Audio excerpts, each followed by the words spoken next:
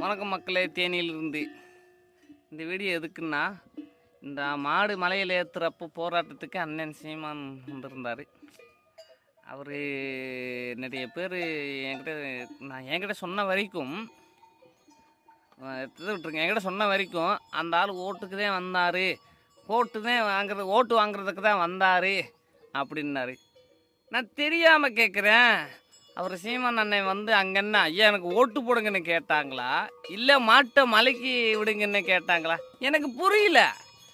எப்போ இது என்ன கணக்கு? வாயிருக்கிறதுக்காண்டி யார் எது வேணாலும் சொல்லலாமா? என்ன கொடுமைனா அது?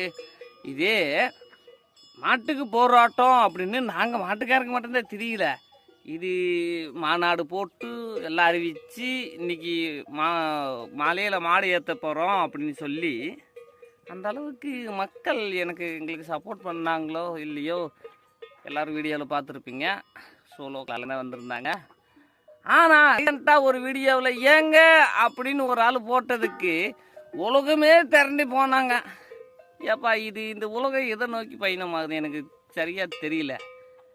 அப்போ இந்த உலகத்துக்கு அப்படி தான் இருக்கணுமோ? ஏன் இப்படியெல்லாம் பாரம்பரியத்தை காப்பாற்றிட்டு நல்லவனாக இருக்கக்கூடாதோ? அப்படி தான் போலப்பா. அவர் அங்கே வந்து ஓட்டு வேணும்னுலாம் கேட்கல, மாட மலைக்கு விடுங்கன்னு தான் கேட்டார். ஸோ அவர் என்ன தான் இருந்திருந்தாலும் அப்போ அந்த இடத்துல எங்களுக்காக குரல் கொடுத்தவர் யாருமே எங்களுக்கு வரல.